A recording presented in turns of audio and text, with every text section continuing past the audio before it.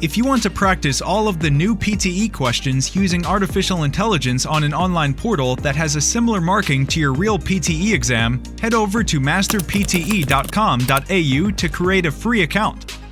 Here, you can practice all 4 sections separately and receive instant feedback for all of your speaking, writing, reading, and listening. You can also view and compare your answers with others who have already succeeded in achieving a high score. Download 9090 Band's template for speaking, writing, and listening.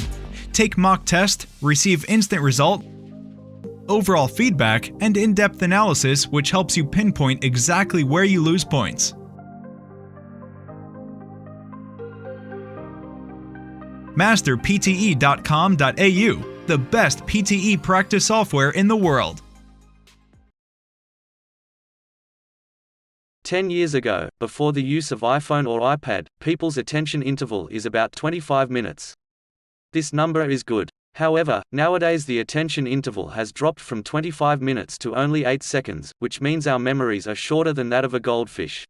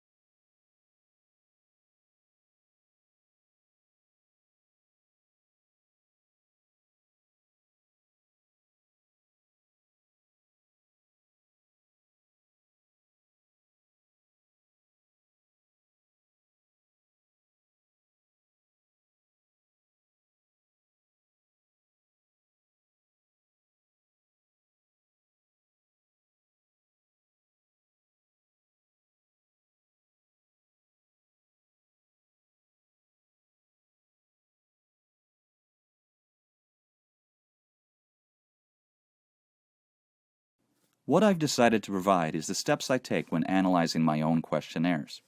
However, before I begin, it would be useful to remind you of a few terms we use when taking questionnaires. Questions can be divided into 3 types. This is sometimes called level measurement. Firstly, we have a category type questions, which are also known as nominal questions. These are when participants select from a list of categories for their response, such as male or female, or they may include ethnic origin. Secondly, we have ordinal type questions. These are similar to category questions, but instead of the categories being independent, there is some sort of order between them. If we ask people to indicate their age in categories, this is an ordinal type question. Thirdly, we have continuous questions. These are any questions that can be answered by a number. It could be an open-ended question asking participants to tell you how many times they attended lectures or how often they used a VLE, or it could involve asking them to rate the importance of intensity of some experience.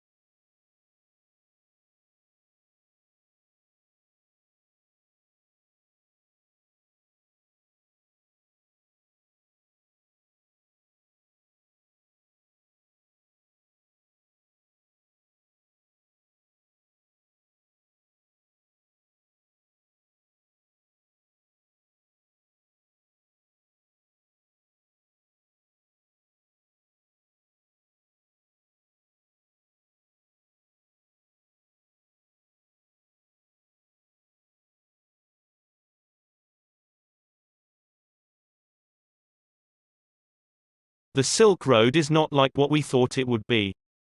People traveled in groups to other countries through the Silk Road, exchanged things, and then came back. There were also some side groups who went to other countries such as India, which was called the Amber Route. At that time, there was also gift changing happened on the Silk Road.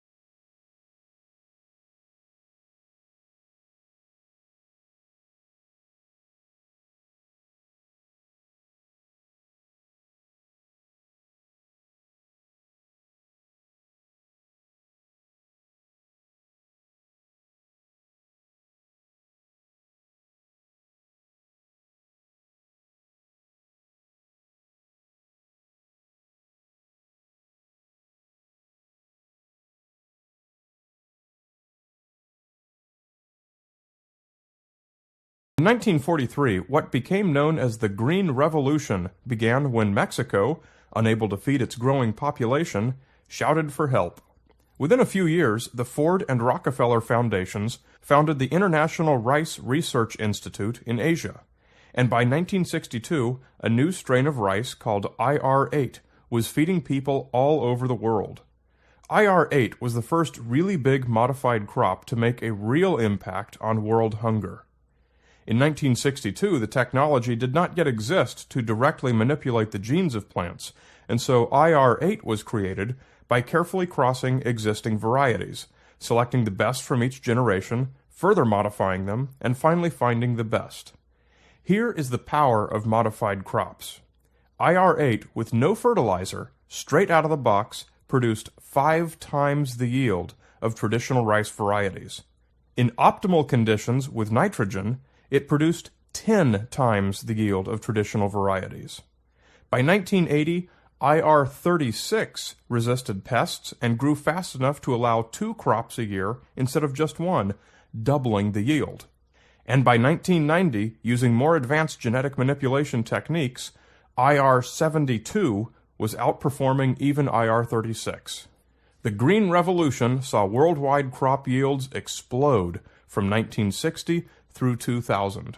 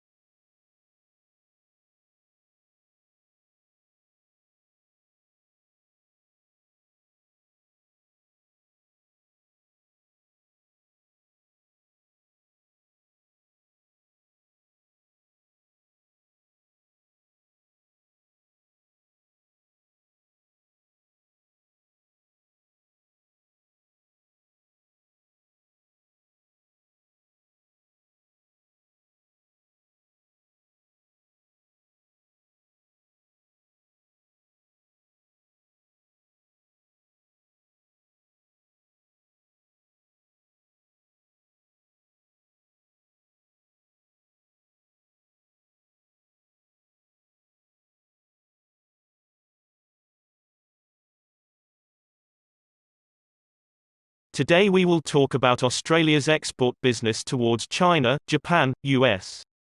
In the past, Australia was concerned about its geographical location, which may result in Australia being isolated from North America, UK, and later America. Nevertheless, nowadays with the rise of Asian countries, especially China, Australia has become a great export country with a perfect location. Currently, Japan is the largest exporting country to Australia, but China may become the largest one in the future. Australia should take the advantage of China's rise to develop its exports.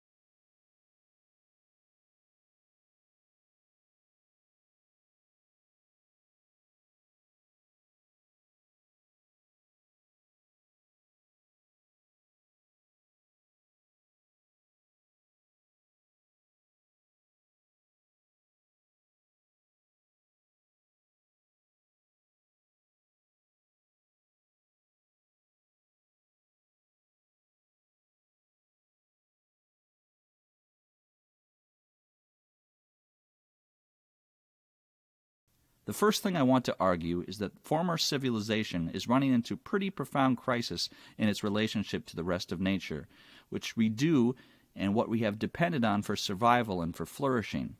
And this is the most widely and well-recognized relation to climate change, CO2 emissions, greenhouse gas emissions.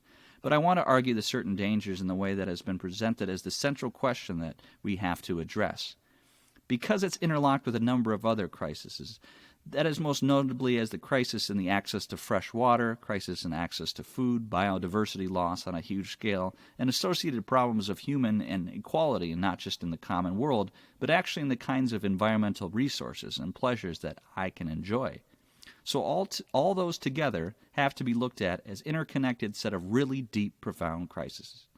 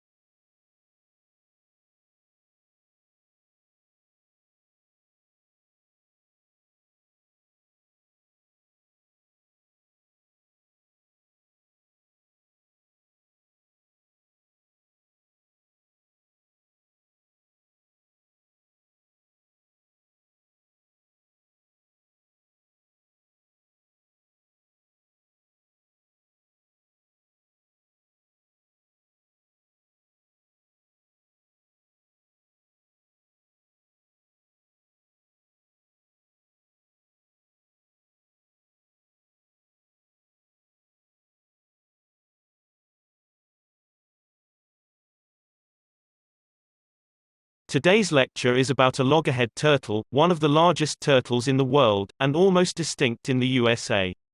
They have big heads and short necks.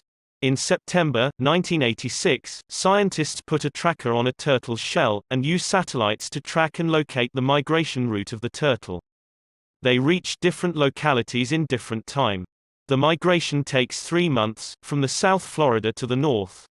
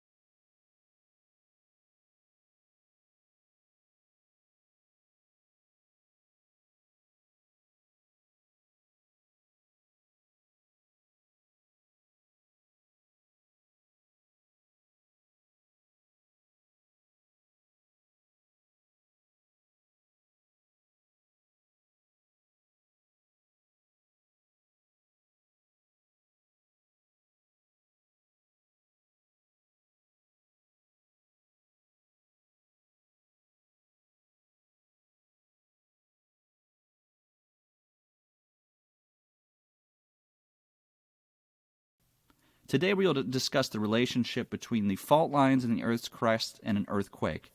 This dislocation of the rock occurs from the Earth's surface 7 kilometers to several hundred kilometers vertically down to the crust.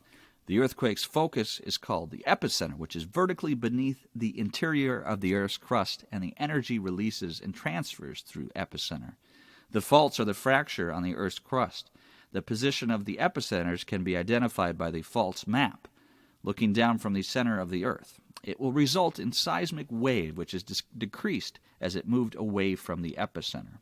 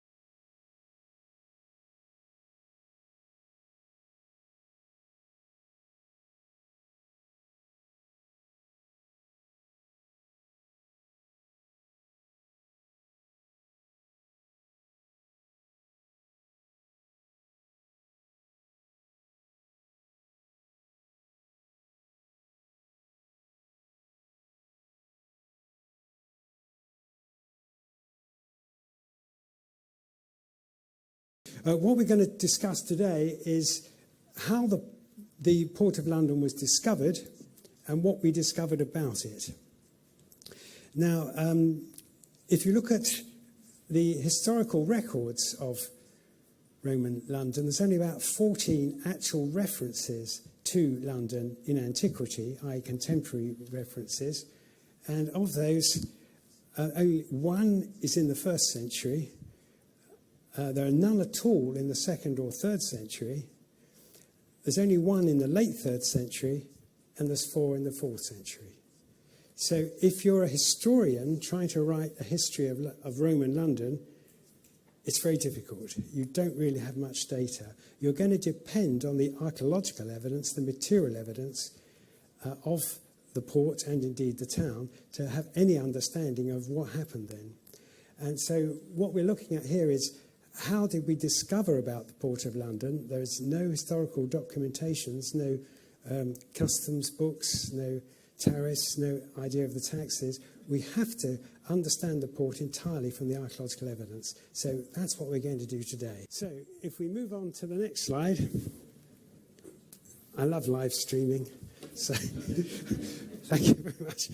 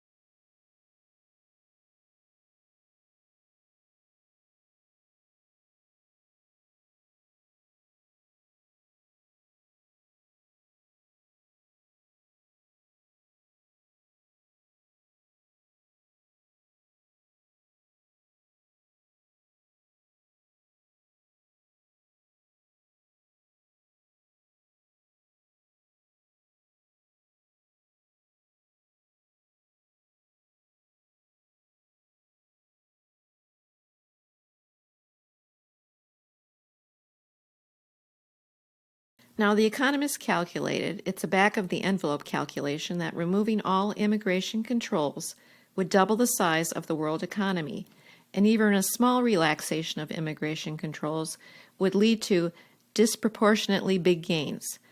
Now, for an ethical point of view, it's hard to argue against a policy that will do so much to help people that are much poorer than ourselves. The famous RAND study reckons that a typical immigrant who arrives in U.S. ends up with $20,000 a year. That's rough.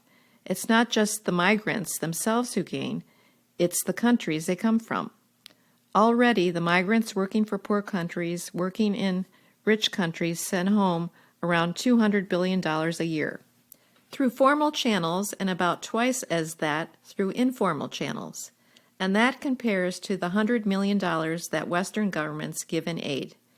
These remittances are not wasted on weapons or siphoned off into Swiss bank accounts. They go straight into the pockets of local people. They pay for food, clean water, and medicines. They help kids in school, and they help start up new business. Sample answer: removing immigration control would double the world economy. This policy will do so much to help poor people. Immigrants end up with $20,000 a year from gains in countries they come from. They send home around $200 billion a year through formal channels, which are twice as that through informal channels. These remittances can help local people for living straightly.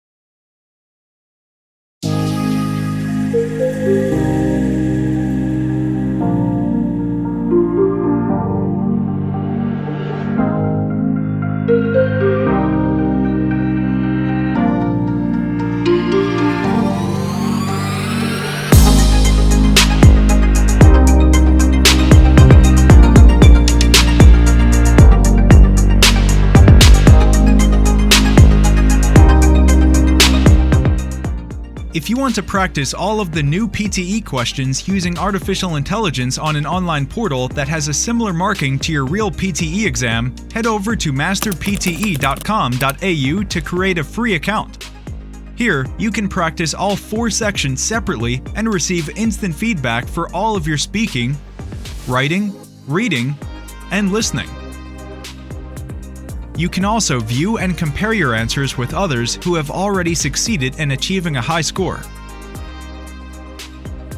Download 9090 Band's template for speaking, writing, and listening. Take mock test, receive instant result, overall feedback, and in-depth analysis which helps you pinpoint exactly where you lose points.